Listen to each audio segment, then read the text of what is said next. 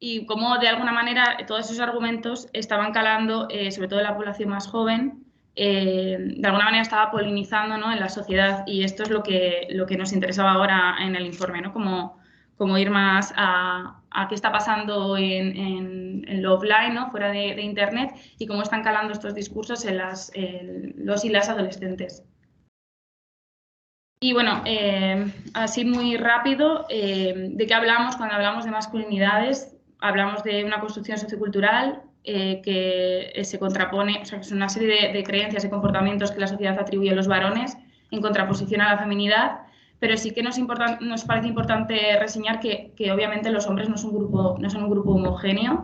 En este estudio nos hemos centrado en masculinidades cis heterosexuales. Creemos que hay como un montón de líneas que explorar ahí, muchas diferencias en cuestiones de clase social, identidad de género, no es lo mismo una masculinidad cis que una masculinidad trans, entonces sí que creemos que hay como muchas líneas que explorar ahí. Nosotros nos hemos centrado en hombres cis heterosexuales. La masculinidad además se negocia en contextos cambiantes. En los últimos tiempos los cambios políticos, económicos, sociales han llevado a que la masculinidad se haya considerado incluso como un espacio resquebrajado, de brújulas rotas, en el que muchos hombres se sienten de alguna manera perdidos, y de este modo pues es bastante lógico, fácil de explicar, ¿no?, cómo algunos hombres están adoptando posiciones antifeministas o reaccionarias que les proporciona como ese sentido identitario que se ha perdido, ¿no?, a lo largo de este tiempo. Y bueno, ayer Stribor hablaba un poco de la masculinidad hegemónica tradicional y de que ser hombre de verdad, ¿no? Y vemos que en estos contextos cambiantes hay cosas de la masculinidad que están cambiando, hay incorporaciones nuevas que nos llevan a estas masculinidades híbridas o nuevas masculinidades que no siempre suponen un quiebre con pues las masculinidades más patriarcales. Tienen elementos positivos, pero otras veces son simplemente elementos de continuidad, y simplemente lo dejábamos señalado, ¿no?, como que hay un cambio. Y bueno, aquí tampoco quiero dar muchas vueltas porque ayer hablamos muchísimo sobre la acción antifeminista. En la mesa de antifeminismo con Nuria, Alba, se habló muchísimo de esto y fue súper interesante. Pero bueno, sí que también es importante como no caer en que estos son discursos micro, de que los chavales están como, son abiertamente misóginos, y, o sea, muchos lo son, obviamente, pero esto viene también como de un discurso más amplio bueno, que está potenciado por ciertos actores y tiene unos objetivos políticos y económicos que están calando en la sociedad, pero bueno, que vienen de algo más amplio, ¿no? Y hay una serie de estrategias que se están poniendo en marcha para difundir y para renovar la retórica y el ideario antifeminista que de alguna manera pues están sirviendo para que llegue a la sociedad, ¿no? Entre ellas, pues la herramienta de la ideología de género, que es como el concepto paraguas, el temor infundido a los hombres a ser denunciados falsamente, a pesar de que las denuncias falsas son como un porcentaje ínfimo y mucho más, o sea, mucho más inferior, no se dice así. Mucho inferior. Muy inferior. Perdón, mucho más. Muy inferior al de otros delitos, ¿no? En los que hay con más frecuencia se denuncia falsamente. La racialización de la política sexual, ¿no? Como el antifeminismo está utilizando como argumentos para atacar a población migrante o racializada, ¿no? Como trasladando el problema de la violencia de género a que es algo como propio de otros países o de otras culturas. Y la banalización del odio, ¿no? Como el delito de odio ha sido como completamente tergiversado por la reacción. Y ahora hay incluso personas feministas que están siendo denunciadas por delito de odio contra los hombres.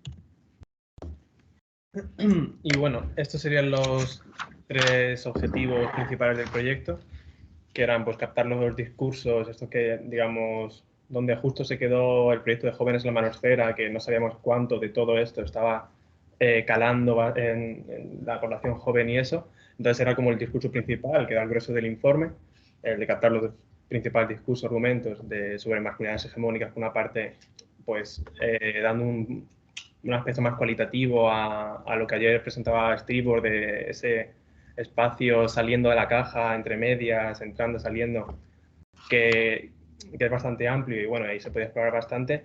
Y por otra parte, cómo se conecta con pues, el negacionismo, la banalización de la violencia de género.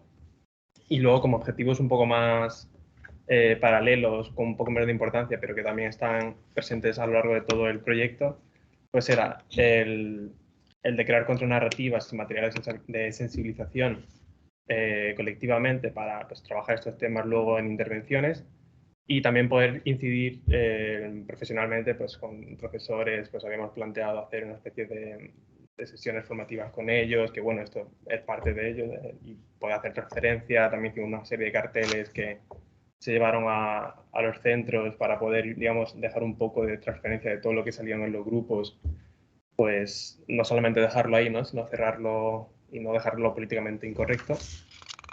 Y de la parte de metodología, hicimos primero una fase de entrevistas expertas, que en esta presentación no vamos a hablar mucho, os animamos a que lo leáis en el informe, que es muy interesante, pero como que casi todo lo que se sugiere a través de las entrevistas os habló ayer, os va a hablar esta tarde o justo después de la presentación, entonces para no robar mucho tiempo lo hemos suprimido, perdón.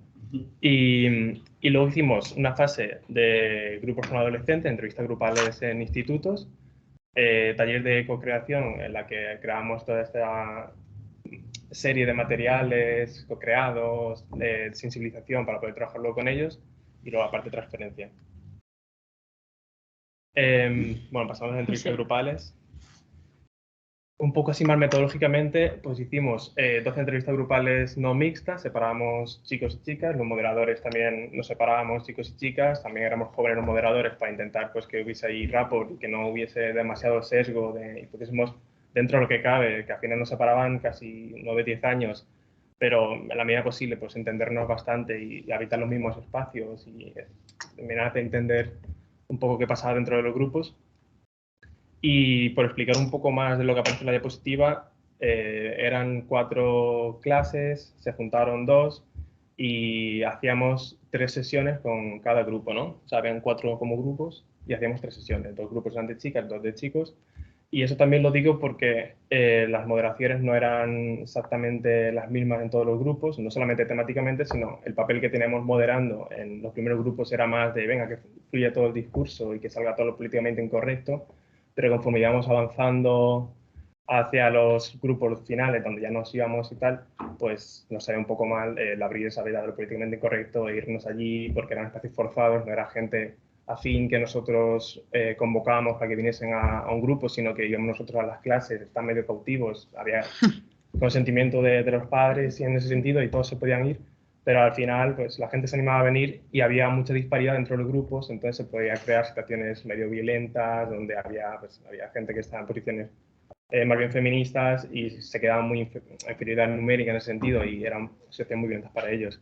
Entonces intentamos por ahí también pues, hacer medio intervención, medio dejar algo así nuestro cuando nos íbamos yendo del centro, que también esto luego lo llevamos todo a un comité ético que hicimos ad hoc, que no vamos a hablar de la presentación, pero bueno, aquí hay gente que estuvo en ese comité y lo estuvimos mirando todo. Y más allá de eso, que había entre 15 y 20 personas y se hicieron en un centro público del sur de Madrid. Y bueno, ya entrando un poco a la parte de los discursos de los grupos, bueno, voy a explicar un poco el Power. No estamos, o sea, en el PowerPoint simplemente hemos metido verbatims que apoyan un poco lo que vamos diciendo, porque pensamos que podría ser más interesante. Podéis ir leyéndolos, que van un poco apoyando lo que vamos diciendo. Y bueno, cogiendo un poco la mano al informe de la Caja de Masculinidad, empezábamos los grupos.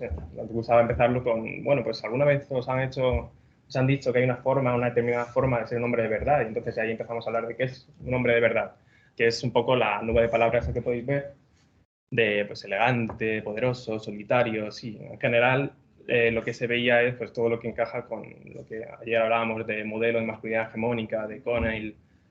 Y Y este hombre se lo imaginaban pues más bien como fuerte, solitario, frío, que se siente poderoso, un hombre que tiene que dar las riendas de su vida, de su familia, no tiene que tener miedo a nada, que tiene que ser, habían de suficientemente macho, y digamos va todo un poco ligado también a todo esto de que los hombres no pueden mostrar sentimientos, de que tienen que arreglarse un poco los problemas de sí mismos, solitariamente, sin decir nada a nadie, debe actuar pensando en sí mismo y un poco pues narcisista en ese sentido. Y bueno, claro, esto era pues la imagen que tenían de ese hombre de verdad que les habían dicho. Entonces luego les decíamos, bueno, ¿y vosotros cómo os veis ahí? O en ese sentido, ¿cómo os identificáis? ¿O cuánto os identificáis? Entonces pues sí que había como que no terminaban de verlo como propio. O sea, era la imagen como impuesta así por nuestros mayores, por nuestros padres, nuestros abuelos, pero no lo terminaban de ver como propio. Y había ciertas cosas, como por el tema de no poder llorar, no poder decir pues, que están mal, que tienen sentimientos, que no les terminaban de encajar, pero bueno, había otras partes que sí. Y esto es, no, podemos pasar al siguiente. ¿Qué es esto? Esta forma de ser hombre de verdad lo veían bastante como algo casi antiguo, casi que no iba con ellos, que les era impuesto. Y en contraposición aparecía el hombre hecho a sí mismo, que bueno, ya lo vimos mucho ayer, los pick-up artists están explotando muchísimo esto, que es pues todo el neoliberalismo que está un poco subyacente a todos los cambios sociales más a largo plazo, en una onda más larga, que también se filtra un poco todo esto. Que es, pues bueno, pues el tema este bueno, pues cada uno no te tienes que dejar guiar por los demás, hay que encontrarse uno a sí mismo, dentro de sí mismo y tal. Y lejos de la influencia de la sociedad, que es un poco lo que entendían que estaba bastante mal o sea, entendían la sociedad como algo que corrompía, que era artificial, que era ajeno, que entonces, claro, también te llega un movimiento feminista y vienen los políticos a decirte cómo tienes que ser con tu pareja, cómo tienes que ser dentro de la cama, o cómo tienes que tratar a una chica que ves por la calle. Entonces, como que todo esto lo articulaban de esa forma. Y bueno, esta idea de ser hombre hecho a sí mismo, pues también permitía de alguna forma jugar con los límites de la masculinidad, o al menos entendida como la masculinidad tradicional, pero no todos los límites, digamos, que se podían transgredir. Sobre todo eran los límites estéticos, por poder pintarme las uñas o por llorar, más emocionales, ¿no? De cómo me muestro frente al resto. Pero, por ejemplo, no sé, o sea, muchas veces esto lo hacían como en forma de broma, ¿no? Que también hay que entender, son adolescentes, los verbatines muchas veces van muy en broma, pero, por ejemplo, nunca hacían bromas sobre comerse una polla, en ese sentido. O sea, habían líneas muy rojas de que esto no, aquí no se puede ni bromear, ¿no? Entonces, claro, cuando siempre saltaban, estaba como esta masculinidad híbrida, que es la que comentaba ayer Jorge, era Jorge, ¿no? No me equivoco yo también. Que comentaba Jorge, de bueno, nos podemos, en ciertos espacios, o sea, ya se puede decir porque yo me pinto las uñas o que yo lloro, de que a mí me gusta no sé qué, sin perder de alguna forma influencia, capital social, ¿no? Un poco de popularidad. Pero sí que habían ciertos límites, como esto que acabo de comentar. Pero bueno, aún así nos gusta pues, que hay resistencias y que siempre había como ciertas correcciones, ¿no? De las formas de nacimiento, este estigma de maricón. Que entonces cuando se hablaban de pintarse las uñas o tal, cuando hacíamos una distinción entre ponerse, no me llamen maricón, amenaza, que es un poco lo que acaba pasando y cuando pues, de alguna forma se jugaba demasiado con esos límites de la masculinidad. También llama la atención que cuando pues, te llaman maricón, por ejemplo, pues la respuesta natural era tú eres más maricón, ¿no? En ese sentido, que no es... Pero me parece bastante curioso esa comparación. Y esto por coger un poco el hilo también de lo que comentaba ayer Stribor, que cómo lo ve la sociedad, no solamente, como veremos luego en contraposición lo que explica Nerea, ellos creen que les ven peor de lo que realmente les ven ellas, sino que esto nos supuso también un problema en sentido más paranoico, de que estaban como muy a uñas con todo lo que tiene que ver con género y con que les simplificásemos como hombres y que hablásemos de ciertos temas que eran estereotípicos de hombres, que realmente eran temas que hablaban ellos por sí mismos. O sea, por ejemplo, fútbol. Nosotros no pensamos hablar de fútbol porque pensamos que había cosas más interesantes y luego nos hablan ellos de fútbol femenino y de cómo eso pues, era una pérdida de espacio de los hombres y normalmente entonces se sentían muy, muy bien y tal. pero enseguida pues, le categorizaban. ¿Qué pasó aquí con los colegios mayores? ¿Qué pasó? Justo eso pasó como un par de días antes de los grupos y salía el tema, nosotros hablábamos de, bueno, primero sacaban ellos, pero luego al hablar de eso, ¿no? Es que estamos hablando de esto como si todos los hombres fuésemos así, o sea, como que enseguida estaban muy a uñas de la sociedad nos simplifica, la sociedad no nos tiene en cuenta, solamente se escucha a las mujeres. Sí, pues un poco lo que se ve en toda la jornada que estamos viendo, ¿no? Esa sensación más paranoica de los hombres. Bueno, y en contraposición, cuando les preguntábamos a ellas cómo veían a sus pares varones, la verdad que, o sea, como que en general tenía una imagen más positiva que lo que ellos pensaban que la sociedad tenía de ellos. O sea, ellas los veían como personas empáticas, trabajadores, pues sensibles incluso adjetivos que no suelen estar como asociados a la masculinidad tradicional, ¿no? Sin embargo, es verdad que sí que las veían como personas cambiantes, como que no actuaban igual delante de ellas que en grupo, que buscaban, sigue existiendo como esa idea, ¿no? De que los hombres buscan lo más sexual, mientras que ellas buscan una conexión, ¿no? O ser ellas mismas. E incluso pues, los llegaban a ver como personas machistas, impulsivas, celosas, etcétera. Y bueno, también es cierto que empatizaban bastante con ellos, ¿no? Como que ellos también lo pasaban mal, que ellas conocían a chicos que habían sufrido mucho por amor, ¿no? Como que también eran sensibles en ese sentido. Y entre ellas existían como dos arquetipos un poco de lo que significa ser hombre de verdad, que por un lado estaría como el hombre bueno, el padre de familia, marido fiel. O sea, parecía haber calado mucho como esta especie de campañas de el hombre de verdad no maltrata, el hombre de verdad cuida de su familia. O sea, como que salía mucho ese arquetipo. Y por el otro lado, pues también tenían como muy presente y eran muy críticas además con el arquetipo de macho alfa. Bueno, pasando otra vez a los grupos de chicos, nos interesaba mucho saber pues, cómo se relacionaban sexoafectivamente. Entonces, les preguntábamos mucho acerca de qué hacían habitualmente para ligar, ¿no? Y cómo ligaban y cómo se iba desentrañando la cosa. Y bueno, pues lo que nos encontramos fue una ausencia total de consentimiento afirmativo. O sea, ellos entienden todo el tiempo el consentimiento como, pues eso, ausencia de rechazo. Es verdad que, bueno, no indagábamos muchísimo en eso, pero todo el tiempo entendían que ellos tenían el rol activo, ¿no? en el ligar, mientras que ellas, porque todos se definían como heterosexuales, ellas eran la parte que consiente, ¿no? Y lo que más nos saltó las alarmas fue cuando les preguntábamos qué hacían cuando la cosa iba más, que una de las citas como más llamativas es: yo prefiero dejar constancia de que ella no se va a arrepentir.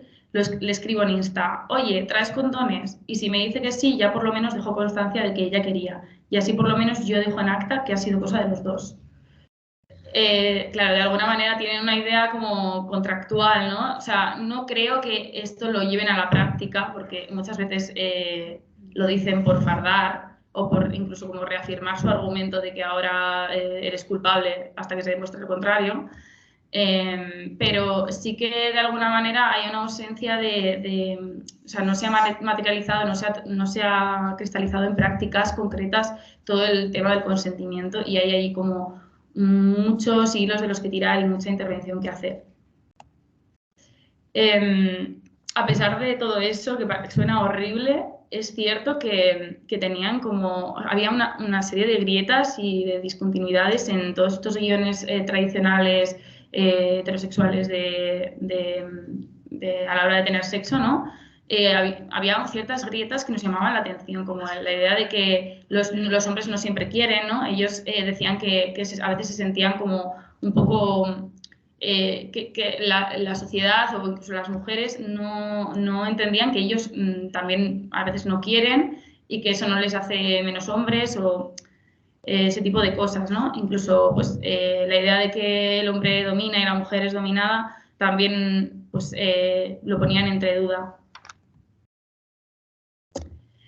Cuando les preguntábamos por su imagen y su atractivo físico, encontrábamos como una contradicción, ¿no?, entre el discurso de que el físico no es algo muy importante, mientras que todo el tiempo el gimnasio aparecía como espacio de desahogo masculino, de bienestar, de ser uno mismo.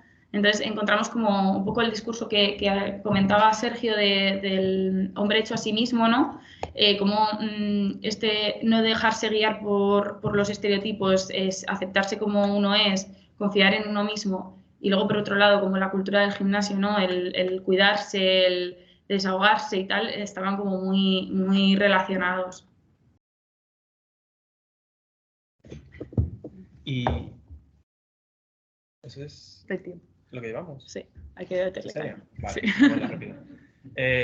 Vale, pues el tema de salud mental. Es uno de los elementos que conformaban la caja, es decir, lo preveíamos un poco tocarlo, pero no tanto, porque de verdad es que era un tema que desbordaba, o sea, era un tema que a ellos les preocupaba muchísimo, que no paraban de hablar de eso. Bueno, habían como grupos pues, con perfiles un poco diferentes, habían grupos donde había gente que estaba en tratamientos, que obviamente lo tenían un poco más el día a día, y no paraban de hablar de salud mental, de que estamos mal, de que los hombres estamos mal, de alguna forma reivindicaban que los hombres tenemos sentimientos que no se nos reconocen. También pensamos que hablaban tanto de salud mental porque estaban más cómodos que hablando pues, de temas de género, ¿no? Pero también porque bajo el tema de la salud mental ellos también se pueden construir como víctimas, presentar como personas que sufren y sienten que desde el feminismo no se les reconoce como tal. Entonces son malestares que sí articula pues, otras luchas, otras políticas, y hay también que tener en cuenta a la hora de abordar un poco las feministas. Y bueno, sobre todo lo hacían, sí, bueno, rápido, lo hacían desde, las emociones lo hablan desde tercera persona, era como, pues, no, pues seguro que hay gente, bueno, podéis leer la cita de abajo, ¿no? De seguro que muchos cuando llegan a su casa lloran y no sé qué, hasta dormirse, realmente parece que estaba hablando sobre sí mismo, pero hablaba como, bueno, seguro muchos en esta clase les pasará esto tan concreto, pero bueno, siempre pues no puedo transgredir tanto ese límite de decir que yo lloro, ¿no? O en la cita que había antes de que estaba hablando de los hombres podemos llorar, y le dicen, Pedro sí que llora, y dice Pedro, tu madre sí que lloró cuando le dije que... Ese tipo de cosas, de esa tensión que al final es masculinidad, ¿no? De juego un poco con esto, pero me oprime porque no puedo decir lo suficiente, sobre todo en grupos de pares, de varones, porque me van a llamar maricón, me van a llamar nenaza, y bueno, ese tema. ¿Qué sienten, así un poco más descriptivo, qué sienten los varones? Bueno, cuando le preguntamos, pues, ¿qué sentís de esto de que tenéis más sentimiento? Y bueno, ¿qué siente un hombre? ¿Qué sentís los hombres? Y tal. Y bueno, pues ira, enfado, frustración, impotencia, tristeza, todo esto de... O sea, lo primero que les salía era, pues, esto de si estamos mal y no se nos escucha, mientras que haya sí, es que todo lo llevan por ahí. Pero bueno, si ahondamos un poquillo, bueno, y lo único que sentís, pues siempre había un poquillo más cosas, ¿no? A veces estaban contentos y estaban bien. Pero es como lo primero que les sale. ¿Cómo gestionar sus emociones? Claro, les preguntamos también qué hacían cuando estaban mal, qué podían hacer y tal, y son un poco las cosas que veis ahí, pues había un poco de todo, desde pedir ayuda sobre todo a familiares o un poco más en sentido clínico, hasta el suicidio, que parecía como la solución final, cuando ya estabas muy metido y tal. Pero bueno, también nos habla de lo difícil que es muchas veces hablar de salud mental, que te llevas por muchos sitios, ¿no? Y es bastante difícil concretarlo, pero es bastante curioso, pues eso, la relación que tiene cuando está de riesgo. Sobre todo también habría que explorar si hay alguna condición socioeconómica, un poco de clase también en las respuestas que se dan o qué tipo de respuestas se dan en cada situación, no lo mismo un ocio que otro en ese sentido. Y bueno, aquí también habría que hablar de que habían formas bastante positivas, aparte de pedir ayuda, pues estas buenas rutinas, ¿no? De yo me centro, voy a clase, estudio, hago tal, voy al gimnasio, que a veces, digamos, se construía contra todo lo contrario del riesgo de pues, el suicidio y el sufrimiento. Pasamos a la parte 2. Es que tenemos... Sí, bueno, esto es simplemente... Esa me parece importante. Que es un poco de qué se estaba moviendo. Es que esto está guay. El esquema es feo, como decimos todos que no es feo, que no nos gusta mucho, pero podemos hacerlo mejor. Pero el tema es que sí que he empezado a dominar el rollo de estamos mal, de los hombres estamos mal, frente a la masculinidad un poco más tradicional, de un hombre se cae de sus problemas, se arregla en su cuarto llorando bajo la sábana. pero no llegaban, digamos, bueno, hay algunos que decían que necesitamos poder hablar más comunitariamente entre los hombres y transgredir y tenemos que ser como las mujeres y poder hablar entre nosotros, pero cuando hablar de cómo relacionar y cómo quieres relacionaros, no, los hombres, la relación entre los hombres se basa en comedia y esto de las mujeres son unas falsas porque van llorando, pero luego bien que critican y tal.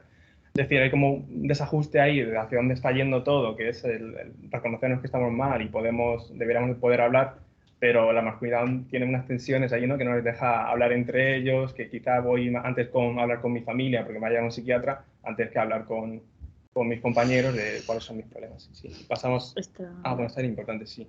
Esta cita es el ejemplo más paradigmático en ese sentido de los que teníamos de la victimización masculina, de presentarse como víctimas, que bueno, la cita la podéis leer, o la leo yo. Yo recuerdo haber visto una imagen que mostraba a una mujer que sangraba del dedo y decía, nunca vais a entender mi dolor. Mientras que el hombre que tenía espadas, lanzas, balas, de todo, atravesaban su cuerpo y decía, disculpa. Pero disculpa así como, perdón por molestar. Y la tía dice, no entenderás mi dolor. Y el tío dice, lo siento, pero el tío tiene más dolor. O sea, esto nos lo hablaron de, hay un meme que justo es lo que pensamos, justo como me siento, que es este meme que hemos traído. Y bueno, sí, sobre todo se construyen como víctimas, pues como hombres y también un poco como jóvenes, pero sobre todo como hombres, ¿no? De este tiempo que nos ha tocado vivir, donde hay más cuernos y no sé qué, y las mujeres están más sueltas y este rollo. Pero bueno, pasamos, que se nos va. Sí, sí. Bueno, que sigo yo con preocupaciones, esto es tuyo, ¿no? Sí. Bueno, vale. Hablábamos de preocupaciones. ¿Qué les preocupa a ellos? Pues eso es lo que nos salía un poco. También ellos nos veían como feministas, entonces pues feminacismo extremo, de Irene Montero, el ministerio, cosas así, feminazi. Y bueno, es así un poco por encima, ¿no? Igual no pasamos. Cosas que le preocupaban, pues el gobierno, la ley sí, el ministerio, las custodias, la cultura de cancelación, la libertad de expresión. Y bueno, esta parte sí es importante. Que había como aparte había miedo al futuro, acción política, salud mental, familia, el racismo, las bandas, las peleas, inseguridad física, pero sobre todo es esto, que había como una sensación durante todos los grupos, como más sentido, no sé si de época, pero del momento, de algo así más reaccionario, más nostálgico, que es esto, de cómo y de alguna forma se construían víctimas, o sea, como víctimas lo que estamos diciendo, pero que este sentido nostálgico, esta sensibilidad nostálgica sí que ha conseguido articular e interpelar estos malestares, estos miedos de los que hablaba ayer Nuria e Igor. Y ese es un problema de sentido más político, ¿no? De estos sí que están articulando todos estos miedos, pero de alguna forma el feminismo no. Y no solo eso, sino que el antifeminismo está dirigiendo toda esa articulación de miedos y tal contra, pues el problema es del feminismo, de las izquierdas y tal. Ya pasamos. Claro, nosotros veíamos esta nube de palabras y nos preguntábamos, ¿pero estos son chavales de 14 años o es mi tío el de 50, ¿sabes?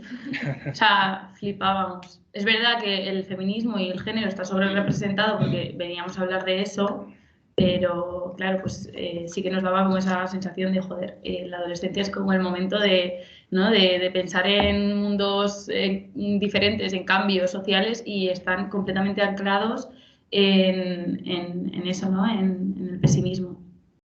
Y bueno, esto también bastante rápido, pero veíamos una polarización, o sea, no sabemos si podemos hablar de polarización, pero bueno, más o menos se puede ver, ¿no? Como que los hombres estaban, los chicos estaban más posicionados en el contra el feminismo, mientras que ellas estaban más a favor.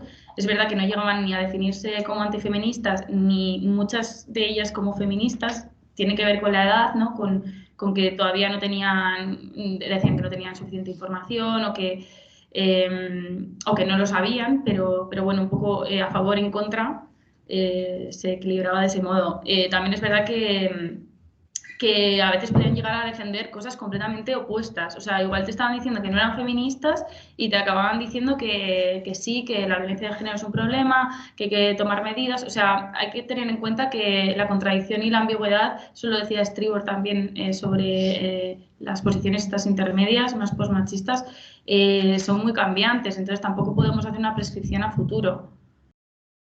Entonces, bueno, esto lo paso muy rápido, ya lo leeréis. Desigualdad de género, pues bueno, muy claramente ellos se veían por abajo, el feminismo ha invertido el problema, ¿no? Ahora se ha dado la vuelta a la tortilla y los hombres están en una posición de inferioridad. Y bueno, este es como un poco el mapa que hicimos de las 4 posturas en torno a la violencia de género, ¿no? O sea, nosotros hicimos un eje pensando un poco en qué posturas podían existir en torno a la violencia de género en función de si consideraban que era un tema urgente y si consideraban que era un problema que realmente existe. Nos encontramos con que nadie negaba completamente la existencia de la violencia de género, cosa que es muy positiva, pero sí que es cierto que había una gran banalización o relativización, minimización, decirlo como queráis, por parte de los hombres, de los varones. También algunas mujeres, pero bueno, ahí se puede ver bastante bien también la polarización de la que hablábamos. Detectamos como 8 argumentos principales para la banalización de la violencia de género. La violencia de género como fenómeno mal definido, la violencia de género existe pero las medidas que se toman no son adecuadas, siempre ha habido discusiones, o ser tóxico no ser machista. La palabra tóxico, la toxicidad, el discurso de la toxicidad está muy presente en el imaginario adolescente y lleva como a desproblematizar o quitar el conflicto, ¿no? La violencia de género y el machismo es algo propio del pasado de otros países, ¿no? Lo que hablábamos de la racialización, de la política sexual, esto está también muy presente en las chicas, ¿no? Como que ven que España es un país en el que ya no hay violencia de género o el machismo no es tan importante o tan problemático. La violencia de género como fenómeno inevitable. Esto va a seguir existiendo, no se puede hacer nada por cambiar. Culpabilización de la víctima, ¿no? En plan, si le ha pasado eso y estaba borracha, la culpa es también suya, ¿no? Esto lo veíamos cuando hablábamos con ellos del Chocas, por ejemplo, les pusimos el vídeo del Chocas y lo veían como, bueno, a ver, es que, claro, si tú no controlas tu forma de beber, pues te pueden pasar cosas malas. Ellas también lo hacen. Y la violencia de género como fenómeno magnificado. No es tan importante, lo que pasa es que hay otras cosas a las que no se le da tanto bombo. Si pasara al revés, nadie lo sacaría por la tele. Y bueno, estos eran los consensos, lo que consideramos que eran como discursos dominantes, hegemónicos, que había pues, en los grupos, un poco lo que hicimos, las entrevistas grupales que hicimos, no solamente de la gente que estaba un poco así pues, en contra del feminismo y tal, sino también de los chavales que tenían posturas feministas en muchas situaciones. Esto era, por ejemplo, el feminismo actual está perjudicando a los hombres, que incluso la gente que decía que estaba en posiciones feministas decía, bueno, pero es que hemos sido muy malos en otra época y de alguna forma históricamente es como justicia, pero piensa que el feminismo perjudica a los hombres, ¿no? O sea, comúnmente son capaces de pensar, de decir, de digamos, pivotar hacia esa postura de que sí, de que el feminismo perjudica a los hombres, de que la presunción de inocencia ya no existe, pero hay gente que dice que es bueno, y si un violador viola a mi hermana, pues con esta nueva ley está bien que al menos el violador esté en la cárcel, aunque igual no es violador, pero de alguna forma piensan que sí, que esta ley sí que ha quitado la presunción de inocencia para los hombres en esos casos. También que las violaciones suponen un problema en España, pero ahí siempre diferenciaríamos entre el violador, ¿no? de callejón y tal, y un poco el que no llegan a reconocer. Y luego que hay una serie de actores, esta élite perversa que nos influencia y tal, que nos ha llevado a la situación política donde ser hombre y joven es bastante complicado. Que el feminismo de antes era algo bastante positivo para la sociedad, que es como una conquista del feminismo, ¿no? De que ya no se puede ni ver mal ahora pues este machismo, ¿no? Actualizado, de que no, claro, es que esto en otros países pues igual sí tiene más sentido, o en los años 60 cuando el Fari pues igual sí, pero ahora esto, ¿para qué, no? Y que la sociedad es algo externo, pues esto que decimos más individualista, ¿no? De que no, nosotros no somos sociedad, sino que, bueno, pues nos influencia. Y esto también era bastante curioso, el desplazamiento de los discursos, llamamos quiebres también, ¿no? O cambios en los discursos, que es que en estas sesiones que hacíamos había ciertas situaciones donde de repente cambiaba todo. O sea, y pasaban de estar diciendo que pues, todo lo que está haciendo el ministerio es horrible y va contra ellos y y es con el látigo que les azota cada día casi, y de repente empezar a defender las medidas que tomaban. Y entonces, claro, ¿cuándo pasaba esto? Pues sobre todo cuando imaginaban personas cercanas a su situación, pues hermanas, madres, ¿no? O gente así, cuando hablaban de historias reales, de casos concretos de violencia de género, y luego cuando se les pedía pues, posibles soluciones contra esos casos o estas situaciones. Y bueno, también creemos que mediaba el hecho de que nosotros pues, intentamos jerarquizar, escucharles a ellos, que eran 3 sesiones, eran 3 horas escuchándole a ellos sus problemas, que no era hacer una especie de taller de yo vengo a deciros lo que es esto, sino bueno, ¿y qué pensáis? Y no sé qué. Y en las últimas sesiones seguíamos como más explorando en preguntas de por dónde podemos llevarlos. Y luego ya entre ellos, pues decían, no tenemos ni idea del tema medio de comunicación. Pues, ¿cómo os habéis enterado? O sea, el tema de la ley del contrato, de que van a aprobar un contrato para que podáis mantener relaciones sexuales, ¿dónde lo habéis visto? ¿No? Claro, es que hay mucha desinformación y nos comemos muchos bulos y no hacemos el ejercicio, ¿no? Pues ahí cambian también bastante. Y esto a mí me parece bastante curioso que todo este cambio, por ejemplo, cuando hablaban de historias cercanas, yo creo que sí que tiene que ver, comentando con todo lo que se comentó ayer y la parte más teórica, de que al hablar de violencia de género en un sentido más abstracto y teórico, sí que entra todo esto, ¿no? De ideología de género o esto es un invento ideológico, ¿no? Que es lo que sacan en el barómetro del Centro Reina Sofía. Pero al hablar de casos reales muy concretos, cercanos, que les afectaban a ellos, que les habían afectado o que podían afectarles, sigue teniendo mucha fuerza como para negar o incluso banalizar. Hay que hacer, era lo más punitivista, o sea, tampoco era súper positivo, pero hay que hacer lo que sea contra esto. Y bueno, pensamos ahí que tiene bastante fuerza eso aún. Vale, ¿cuánto tenemos? Digo, porque si queremos dejar para el debate, igual nos saltamos esta parte. 5 minutos. Vale, pues simplemente comentar que como segunda fase, después de las entrevistas grupales, hicimos unos talleres de co-creación con ellas y con ellos. Eran talleres mixtos. La finalidad de estos talleres es codiseñar un videojuego pedagógico, pero nos pareció interesante de los resultados que salieron, ¿no? Las aventuras gráficas que fueron diseñando, nos pareció interesante como analizar algunos puntos. Entonces, bueno, os voy a enseñar como los principales hallazgos. Pero espera, que esto sí se ve, ¿no? Sí, bueno, os cuento. Tratamos los principales temas que tratamos fueron violencia sexual y violencia en el ámbito de la pareja. Utilizábamos historias reales que nos habían contado, sobre todo ellas, a lo largo de las sesiones, anonimizadas y como puestos en tercera persona, ¿no? Pero son cosas que se habían encontrado en su día a día, que van pues desde que te difunden fotos personales por redes sociales, pues eso que, a ver, por aquí alguna, pues una persona desconocida empieza a seguirte por redes sociales y a decirte comentarios que te incomodan, estás con tus amigas por la calle y ves como una persona incómoda o le está gritando comentarios sexuales, bueno, te empieza a gritar comentarios sexuales desde un coche, estás con amigos en una discoteca y una persona desconocida hace algo que te incomoda, o sea, una serie de cosas que ya habían salido en los grupos, ¿no? Nos interesaba saber cómo,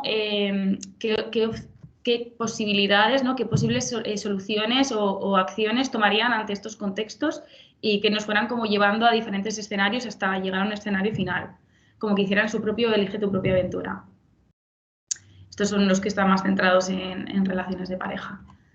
Entonces, bueno, como que un poco haciendo un análisis de las respuestas o de las opciones que ellos veían posibles y ellas, veíamos que había como principalmente 3 soluciones a los problemas o los conflictos, que una era la vía punitiva, que era denuncia, juicio, cárcel, y esto era como estaba presente tanto en ellos como en ellas. Conductas de riesgo, el uso de la violencia, tomar alcohol o suicidarse. También estaba presente, bueno, sobre todo en ellos, pero el suicidio era una opción sobre todo que planteaban las chicas cuando veían, o sea, cuando les planteábamos el problema de difunden tus fotos, una de las soluciones finales que veían era suicidarse, con esta idea de que el honor y la honra femenina no tiene ninguna otra, no tenemos otra opción, ¿no? Y bueno, otros que pues, pasaban por el diálogo, por buscar ayuda o ignorar el tema. Este era el patrón, o sea, no había opciones fuera de esto. Y también nos pareció súper interesante los imaginarios que existen acerca de lo digital, ¿no? O sea, sobre todo, pues eso, ellas lo ven como un lugar muy hostil, en el que hay peligro constante, ¿no? Y es que asociaban como ciertas prácticas negativas a espacios digitales. OnlyFans con el robo de imágenes personales, Twitter con ciberacoso, difamación, denuncia social, Instagram con el stalkeo, TikTok con el stalkeo, el ciberacoso y el grooming, que para quien no lo sepa, el grooming es como que te contacte personas mayores como para seducirte o para ofrecerte algo a cambio, ¿no? WhatsApp con exposición involuntaria de material sexual, violencia en el ámbito de la pareja, difusión de fotos y vídeos robados, y luego pues en páginas web la exposición de fotos íntimas. Y ya bueno, como recomendaciones que nos parecía interesante plantear de cara a futuras intervenciones o investigaciones con adolescentes, sobre todo planteábamos 6 recomendaciones. Una era la de trabajar más con experiencias reales y menos con datos, porque se ha visto que es lo que más funciona, sobre todo con ellos, a la hora de conseguir estos desplazamientos discursivos y además viendo que en la adolescencia todavía hay como muchas dudas, mucha ambigüedad, muchas contradicciones en el discurso, es un buen momento para conseguir estos desplazamientos, ¿no? Alfabetización mediática, ellos y ellas admiten no estar bien informados, además sienten como que desde los diferentes medios y diferentes agentes políticos intentan todo el tiempo como manipularlos, o sea, eso es lo que sienten, entonces sí que demandan saber cómo informarse, saber detectar bulos y saber cómo, pues eso, acceder a la información real. Enfoque de las masculinidades, es muy interesante enfocarse en esto, ¿no? En las necesidades de ellos y también como sus problemas, ¿no? Como hablaba antes Sergio de salud mental, es como uno de los grandes temas. Explorar la dimensión digital, que bueno, toda la violencia sexual mediada digitalmente o la violencia de género mediada digitalmente está muy presente en sus vidas y está muy poco trabajada a nivel de intervención y a nivel de investigación. Recuperar la utopía, esto lo poníamos aquí como un poco recuperar esa posibilidad, ¿no? De que puedan imaginar cambios y como paliar un poco ese sentimiento catastrofista que tienen en su día a día, ¿no? De esto no podemos hacer nada para cambiarlo, y que también se ve reflejado en que ven la violencia de género como algo inevitable, porque realmente ellos no sienten que tengan herramientas para cambiar las cosas. Desjerarquizar y generar espacios de diálogo. A nosotros nos ha funcionado mucho con los chavales. En general, trabajar con chicos en institutos es muy complicado. Hay mucha reacción, mucha reticencia a que venga alguien de fuera a hablarles de ciertos temas y se sienten muy culpabilizados y muy señalados. Entonces, para empezar a hablar de esto e intentar cambiarlo, hay que hacer el esfuerzo de sentarse, escuchar sus argumentos. A veces tienen dudas muy legítimas acerca de cuestiones que tienen que ver con la violencia de género, con las políticas feministas, que también tenemos muchas mujeres feministas, ¿no? Y está genial como empezar a generar espacios de diálogo en los que un poco paliar o como cortar un poco con la retórica victimista de que no pueden hablar, de que no les dejan hablar y que a mínima están cancelados, ¿no? Como generar esos espacios, tiene que empezar a verlos. Bueno, conclusiones creo que podemos en el debate sacarlas entre todas.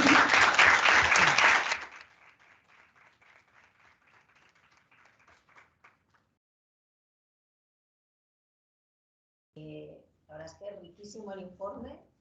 Creo que habéis hecho un ejercicio complicado de síntesis y a la vez de riqueza del discurso, que es que digo que tiene muchísimo mérito. Creo que es el broche perfecto. Nosotros que desde la Fundación hacemos mucha intervención, incidencia política, o sea, que intentamos traducir los resultados de informes en acciones específicas. Esto último que habéis contado, ¿no? Estas recomendaciones, que pueden parecer muy genéricas, pero que creo que son claves para hacer intervención y para algún remedio a esto que está pasando y que estamos viendo constantemente en los estudios, en las intervenciones que hacemos con chavales y tal. Yo no sé muy bien vosotros, o sea, me parece que uno de los grandes méritos de este estudio ha sido el que habéis conseguido suplir las dificultades que ha tenido el propio campo, que creo que une muy bien el principio y el final, ¿no?, de la intervención que habéis hecho. Cómo habéis conseguido llegar al instituto y romper esa barrera, ¿no?, de edad, de estar a uñas, ¿no?, creo que has dicho tú, ¿no?, de cómo cuando hablamos de estos temas ya, o hablamos a gente que ya está convencida y que están de acuerdo con nosotros y nosotras, ¿no?, o es difícil. Y esta última parte que decís, ¿no?, de desjerarquizar, recuperar la utopía, o sea, creo que eso es un reto gigante. No sé lo trasladable que es a la hora de hacer investigación. O sea, nosotros, en este caso, porque estabais vosotros en el equipo, me refiero, creo que, pero cuando no hay gente tan joven, o sea, no sé muy bien cómo trasladar esto, que creo que ayer también lo decía, no sé si en la intervención de este chico gallego, perdóname, no digo ¿no?, de la dificultad de hacer cualitativos, que hay pocos cualitativos, en fin, creo que esto es un reto enorme. Yo no sé además si desde el feminismo es algo que no se está priorizando en llegar, porque esto también lo habéis comentado, ¿no? No sé si hay una parte en que vemos que son pocos y es una minoría, ¿no? Pero me da la sensación de que ha polinizado, como decís vosotros, ¿no?, en el discurso, estos discursos minoritarios, pero que han rescatado muy bien estos malestares que hay ahí, ¿no? Entonces, no sé, vosotros desde la experiencia del trabajo, y perdonad que haga la primera pregunta, pero es que no he tenido ocasión de hacerla, y ya, perdonadme y lanzo la pregunta para afuera, ¿no?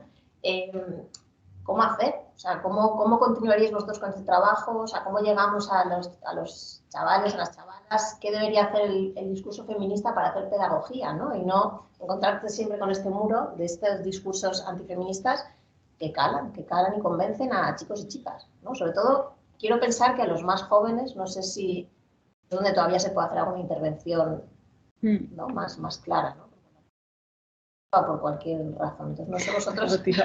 Es verdad, se dice así, ¿no? La población cautiva, cuando están en los centros escolares, vas ahí y están. Entonces, no sé, vosotros cómo veis que esto podría tener continuidad, cómo aplicar esto, cómo superar las dificultades que tiene para la investigación, llegar a estos públicos. Es muy buena pregunta, pero es súper difícil. O sea, por un lado, como que es verdad que esta reacción o sea, responde a diferentes cosas. Por un lado, obviamente hay un grupo de personas que se niegan a renunciar a sus privilegios y que se ven amenazados por los avances del feminismo, y eso, contra eso, pues poco se puede hacer, ¿no?, desde la intervención. Pero luego es verdad que, sobre todo hablando con las expertas y los expertos, ¿no?, como que nos contaban o nos daban su punto de vista de, joder, es que también es verdad que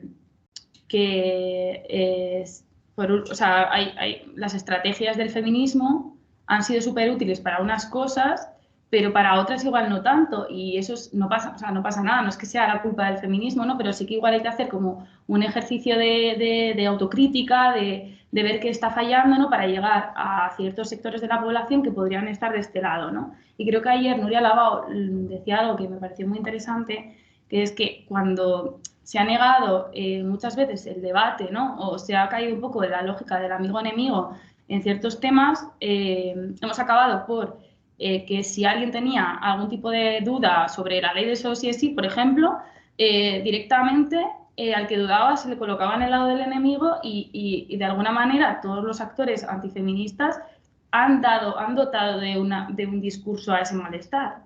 Entonces, bueno, como que ahí yo creo que sí que se puede, ¿no?, como hacer algo desde los feminismos. Y desde la intervención más pedagógica, pues es que hay diferentes posturas, por así decirlo, porque es verdad que ahora el enfoque de las masculinidades, creo que lo comentábamos, que bajo nuestro punto de vista es interesante explorarlo porque bueno, no se ha explorado tanto, pero ya se está haciendo y creo que puede tener efectos positivos, ¿no? Como poner el foco en que tú como hombre también el feminismo está atendiendo a ciertos problemas que vienen derivados de la estructura patriarcal, que de alguna manera nos afecta tanto a hombres como a mujeres, como, o sea, a todo el mundo, ¿no? Sin embargo, es verdad que centrarlo solamente en el cambio individual igual no es suficiente, ¿no? Como que también veíamos que claro, nosotros estamos en un centro de educación secundaria de un barrio periférico de Madrid, en el que los chavales no solamente son hombres, sino que son gente de familias humildes, de barrios obreros, de familias migrantes, ¿no? Que aparte de malestares por el género, ¿no? Por no poder llorar, no poder expresar sus sentimientos, tenían otra serie de malestares que venían provocados por la precariedad, por su situación de exclusión social, ¿no? Y que eso también hace bueno, que de alguna manera esas personas sientan malestares, ¿no? Y que no toda, o sea, atender solamente al género como de forma separada de otros conflictos también puede ser algo a largo plazo como contraproducente. Entonces, no sé cuál es la solución, pero bueno, como que hay algunos temas ahí que se entrecruzan. No sé. Estaba pensando en un par de cosas, pero tampoco me iba a decir mucho, como casi todo. El tema de recuperar la utopía, obviamente, tiene que pasar por otros espacios que no vienen desde la intervención, que pueda hacer pues, la PAN o ¿no? Pero sí que igual hay cosas más concretas que se pueden recuperar como cambios positivos, que sí se podrían superar, que no llegan a concebir que estos problemas se pueden superar, ¿no? En muchos casos de violencia. Pero va en un sentido más del contexto, ¿no? También hay una crisis ecológica, hay crisis económicas que dificultan un poco el ver a largo plazo, de esto que hablaba siempre. No se diría más por fuera. Pero el tema de jerarquizar y generar especies de diálogo también entendemos que es complicado porque en nuestro caso, como lo que queríamos era primero captar todo el discurso posible, pues era justo lo que te pedía, ¿no? El estudio. Pero si no hay muchas sesiones, o ya no sesiones de que venga alguien de intervención, sino que se construyan pues, ciertos grupos. Pero eso no sé si está en manos de la intervención, con mucho. Más allá, de forma más autónoma, que venga alguien de intervención, a un educador y haga una sesión de. Pero bueno, siempre hay espacios dentro de esas sesiones, siempre se puede hacer más allí. Charla y más como participación, ¿no? Como ese enfoque adultocéntrico que hablábamos a veces, ¿no? De que llega alguien al aula, te da una clase magistral, te dice como ciertas cosas y se va, ¿no? Y eso es lo que ellos, por ejemplo, sienten como muy poco, o sea, muy poco útil o que no, de lo que no están de acuerdo.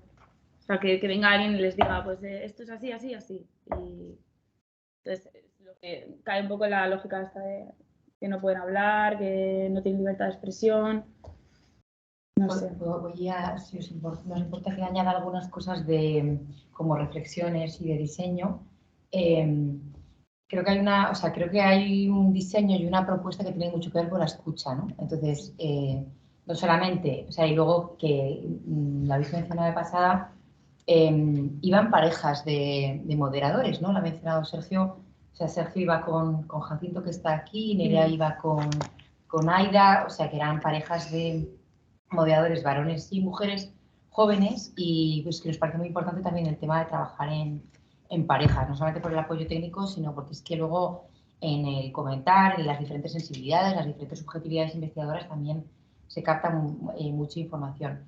Y luego hay mucho trabajo de entrevistas con expertas, que también es un tema que se ha pasado por encima por cuestión de tiempo, pero en el anterior trabajo, en el de Hoffman, tuvimos 6-7 entrevistas con expertas y ahora otras 6-7. Entonces, ¿qué pasa? Que se está acumulando una escucha que al final tiene mucha densidad. O sea, al final hemos tocado pues, muchas sensibilidades, hemos escuchado mucho previamente. Entonces, yo como profe de método siempre les digo, no, lo primero, exploratorio, entrevista con expertas con fines de diseño para que nos ayuden, pero realmente nos han dado muchas de las claves, ¿no? Y de hecho, algunas de las personas a las que nosotros hemos entrevistado para nuestros trabajos o están aquí hoy, o estaban ayer, o han participado en estas jornadas. O sea, también yo lo digo siempre que sirve para crear un tejido de intervención en esas entrevistas. Sus saberes entran en tu diseño y luego te ayudan también en la intervención a difundir lo aprendido.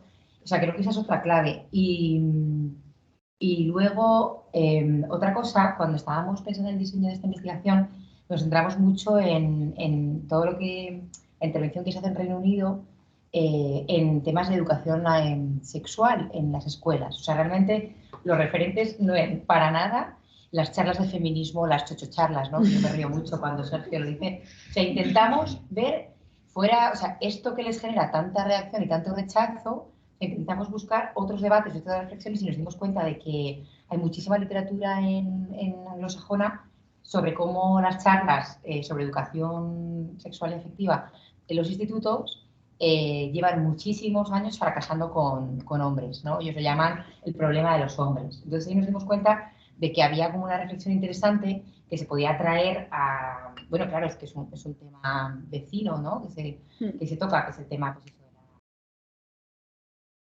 violencia de género, violencia sexual, pero aquí han salido temas de salud mental, de bienestar, que no se tocan tanto. Entonces creo que ahí también había ciertas claves interesantes. Y ahí también, para finalizar, que has pasado por encima, pero hay un trabajo muy bonito y muy interesante que han hecho con los talleres de co-creación. O sea, hay mucho trabajo detrás de cada... Si vas para atrás, por eso te decía, no lo pases tan rápido, más para atrás, aquí. O sea, escuchar los materiales cualitativos de las entrevistas grupales, convertirlos en una herramienta de diálogo, esa primera fase de grupos de discusión, entrevistas grupales segregados para luego encontrarse y sobre esos mismos materiales convertirlos en algo que permite el debate. O sea, creo que en ese diseño había ciertos aciertos, perdonando por la expresión redundante, ¿no? Pero aciertos que han permitido llevar a esto. Entonces, para mí no solamente están esos aprendizajes para la intervención, sino también hay ciertos aprendizajes para la investigación en estas cuestiones, ¿no? Que yo os voy a retomar ahí el hilo para esta tarde. Y creo que sin duda trabajar con gente joven, yo lo he dicho, lo voy a decir en todos los foros en los que esté, lo voy a seguir diciendo. Entonces, quizás sacrificar la trayectoria de intervención, la experiencia, sacrificar entre comillas, pero tiene que estar la gente joven. Dicen que se llevaban 10 años, pero a veces no tanto, a veces incluso 7, 8 años. Por supuesto, gente muy formada y muy competente, pero creo que ahí, en esa reducción de esa brecha, está parte del éxito. En verdad, que me he extendido, pero... Por haber ocupado el turno de preguntas así, pero es que creo que quedan muchas claves de investigación, eso, ¿no? En metodología, en contenidos y luego en posibles aplicaciones. O sea, que y bueno, seguimos turno de preguntas, no sé si aquí o online. Sí. Me parece maravillosa la investigación.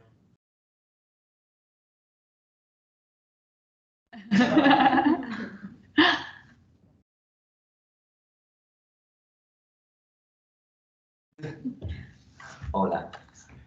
A ver, el enfoque de la investigación me parece muy chulo y creo que sobre todo escuchar tanto al alumnado como las diferentes propuestas y ver qué tipo de realidades se están viviendo, están conviviendo es súper necesario, ¿no?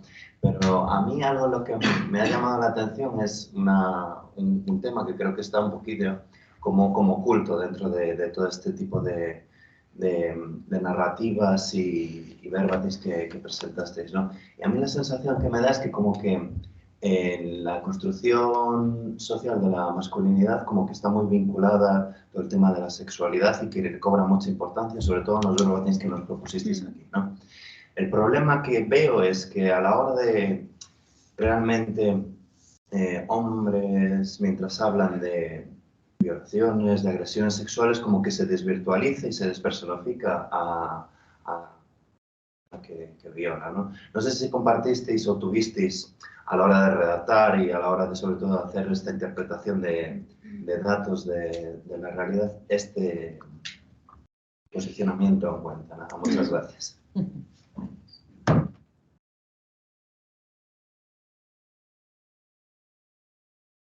A ver, por pensar más así en voz alta, tal, no sé si si tocamos mucho tema abiertamente, como si en Jóvenes en la Manosfera sí que se comentaban memes sobre violaciones y cosas así, pero como mucho estuvimos viendo el caso del Chocas, del amigo del Chocas, y ahí, bueno, siempre se centra en lo típico, ¿no? De, bueno, ella culpa, ella no sé qué, pero en ese sentido es que no creo que se diese mucho en toda la investigación, porque tampoco tocábamos mucho precisamente esos temas.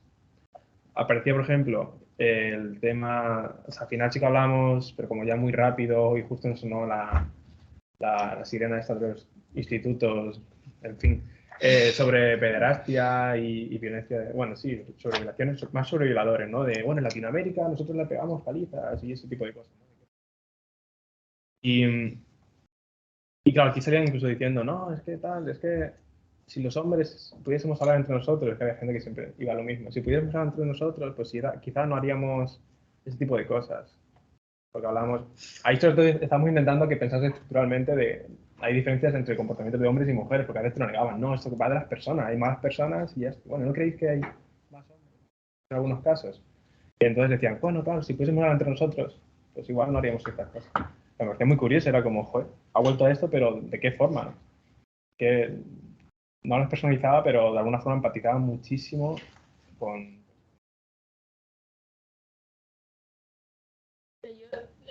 Sobre lo que decías, sí que, o sea, si te he entendido bien, sí que tenían como una idea de la violencia como algo súper extremo. Ellos, o sea, les hicimos que hicieran una nube de palabras como la de que pensaban que era, los problemas del momento, pues les hicimos una parecida sobre qué era la violencia para ellos, ¿no? Para ellos la violencia era lo más extremo que te puedas encontrar, en plan, ponían pornografía infantil, no sé qué, bueno, o sea, como cosas muy puñalada. Y siempre cuando hablábamos de violencia de género tenían la idea del violador como un monstruo, el violador del callejón, ¿no? No entendían, o sea, no comprendían la violencia como algo, como un continuo, ¿no? Que pues bueno, tiene como un extremo que es la violencia más extrema, pero bueno, hay otra serie de conductas que pueden estar en ese espectro. Creo que obviamente porque nadie se quiere reconocer en ese lado, ¿no? Entonces, si tú a una persona le dices eres violento, pues te va a decir que no. O sea, no quieren reconocerse como violentos. Entonces, las cosas como de menos intensidad, por así decirlo, lo veían como conflictos, como problemas de pareja, ¿no? O sea, tendían como a esa minimización del problema. Y las chicas, un poco lo mismo. O sea, ellas, cuando les preguntamos qué era la violencia, decían que la violencia era para cosas muy extremas. Que, por ejemplo, que te hagan, no sé, pues que hablábamos del vídeo del Chocas, ¿no? Y eso no lo veían como violencia, lo veían como acoso. Y claro, ellas es que establecían su propia jerarquía terminológica, ¿no? De qué era menos y qué era más.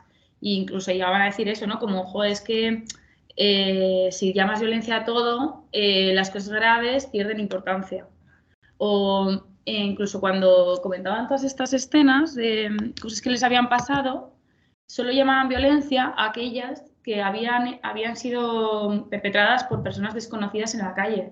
O sea, que un señor en el intercambiador de no sé dónde se acercara, le sacara la polla y no sé qué, eso sí que era violento. Pero que su pareja, su novio, le hubiese forzado a tener relaciones sexuales, eso no lo veían como violencia, ¿no? Porque conocían a la persona. Entonces ahí también hay una diferencia que creo que es un poco lo que tú comentabas, ¿no? Como esa idea del violador del callejón que está presente en todos lados, entonces pues en la adolescencia igual. Tampoco tengo mucho que decirte, o sea, estoy de acuerdo contigo, o sea, es muy interesante lo que planteas, ¿no? Y, a ver, es verdad que cuando se habla de esto, ¿no? Esto ya es como mi opinión personal, como que parece un poco conflictivo, ¿no? Como para algunas mujeres empatizar con los hombres, no decir, jo, es que tú, o sea, tengo que empatizar contigo porque no puedes llorar, ¿no?